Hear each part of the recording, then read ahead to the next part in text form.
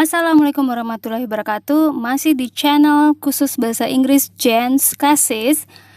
Sekarang kita TOEFL strateginya masih berkaitan dengan reading comprehension. Tapi sekarang jenis tipe pertanyaannya yang akan kita bahas strateginya adalah dalam menjawab pertanyaan implied detail questions. Apa itu implied detail question? Implied detail question itu atau juga kita sebut sebagai inference question adalah pertanyaan yang menanyakan suatu informasi yang dinyatakan secara implisit atau tersirat oleh si penulis. Jadi dia tidak secara gamblang menyatakan pernyataan itu, dia hanya memberikan clue-clue dan kita diminta untuk menyimpulkannya sendiri. Pertanyaan ini biasa ditandai dalam pertanyaannya dengan kata seperti implied, kemudian ada kata inferred, kemudian ada kata likely, dan ada kata probably. Jadi kalau udah lihat kata implied, inferred, likely, probably, maka itu pertanyaannya adalah pertanyaan implied detail question, di mana termasuk pertanyaan tingkat tinggi karena membutuhkan pemahaman. Jadi ini tidak bisa tebak-tebakan seperti pertanyaan unstated detail question.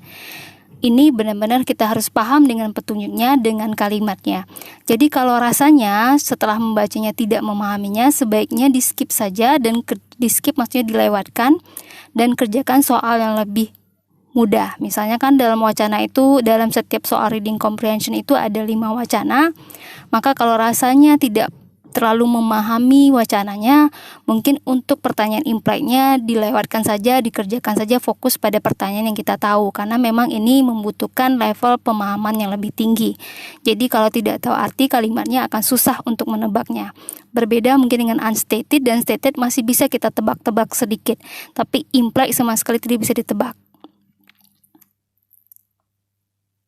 Dan juga mengerjakannya juga akan lebih lama. Di mana bisa kita temukan sama dengan stated dan unstated, kita akan mengerjakannya sesuai dengan, maksudnya mencari jawabannya sesuai dengan urutan dari pertanyaan dan ide. Ingat, urutan pertanyaan itu disusun sesuai dengan ide yang ada di dalam passage. Jadi kalau seandainya soal nomor 9 nggak akan ketemu di paragraf 1, tapi pasti paragraf terakhir, berarti kita berpatokan pada soal sebelumnya. Seandainya soal imply itu di soal nomor 3, maka kita berpatokan pada soal nomor 2, ketemu jawabannya di mana. Seandainya soal nomor 2 itu ketemunya di line 3, maka soal nomor 3 yang si imply ini kita carinya dari line 3 biar amannya. Oke, atau kadang-kadang si imply ini malahan bisa dari line 1, karena ingat dia imply.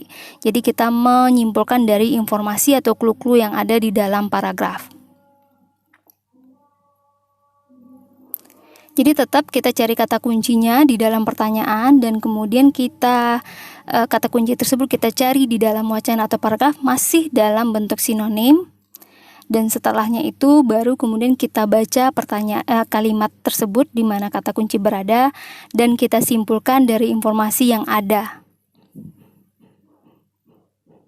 Oke, lalu kita cari jawaban yang memang kesimpulan dari pernyataan ataupun petunjuk yang ada di wacana. Kita akan kasih contoh. It can be inferred from the passage that. Nah, ini kadang-kadang malah nggak ada keywordnya. Kita langsung ke option. Kita lihat optionnya satu persatu. Alpha katanya Johannesburg. Oke, kita lihat Johannesburg ada di line pertama. Dia menyatakan di optionnya bahwa dihuni oleh koloni lain sebelum koloni Inggris katanya. Kita perhatikan Johannesburg ini dari kalimat pertama sampai kalimat pertamanya dia bilang Johannesburg itu terletak di daratan antara 2 sungai yang merupakan kota sejarah di Virginia. Dan di situ tidak ada pernyataan ataupun pernyataan yang terimply yang menyatakan bahwa dihuni oleh koloni lain sebelum koloni Inggris. Berarti alpha tidak, bukan itu jawaban kita. Kita cek Bravo Lancaster, kita ketemu Lancaster itu di line 4. Kata yang di option Lancaster itu dihuni oleh koloni Inggris pada tahun 1640, maka kita akan scanning mencari tahun. Di sini ada tahun 1665, maka kita akan baca koloni Inggris mendiaminya di sana. Di sana itu maksudnya Johannesburg pada tahun 1665.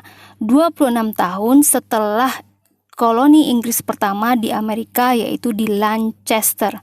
Berarti koloni Inggris pertama itu adalah Lancaster. Berarti Lancaster duluan dihuni 26 tahun setelah Johannesburg. Berarti kita kurangi 26 tahun kurang 65, berarti sekitar tahun ini maksudnya 25 tahun ya. 20 bukan 26 tapi 25 maksudnya. Berarti ini sekitar 25 kurang 1665 berarti sekitar 1640. Maka jawaban Bravo benar. Kita simpulkan karena dia bilang 25 tahun setelah koloni Inggris pertama di Lancaster, kemudian baru setelahnya ada Johannesburg. Berarti Johannesburg 25 tahun kemudian baru dihuni si Johannesburg ini. Berarti si Lancaster dihuni 25 tahun sebelumnya. Kurangi berarti 1640. Berarti koloni Inggris mendiami Lancaster pada tahun 1640. Nah, lama kan kita mikirnya. Disitulah perlunya skill tinggi dalam pemahaman karena kita menyimpulkan. Maka jawaban Bravo benar bahwa koloni Inggris itu mendiami Lancaster pada tahun 1640. 26 tahun sebelum koloni Inggris di Johannesburg. Nah, itulah contoh soal dari implied. Jawabannya adalah Bravo. Jadi ingat, kalau lihat ada ciri-ciri soal implied dan rasa-rasanya mungkin kosakatanya masih kurang atau mungkin teksnya terlalu sulit untuk dipahami, maka dilewatkan saja, kerjakan soal lain. Tapi kalau rasanya bisa, kerjakan dulu ini atau kerjakan ini paling terakhir supaya soal-soal yang lebih gampang sudah terjawab dan sudah pasti benarnya hampir 90%. Ini dikerjakan terakhir saja. Oke, semoga bisa dipahami. Terima kasih sudah menonton. Assalamualaikum warahmatullahi wabarakatuh.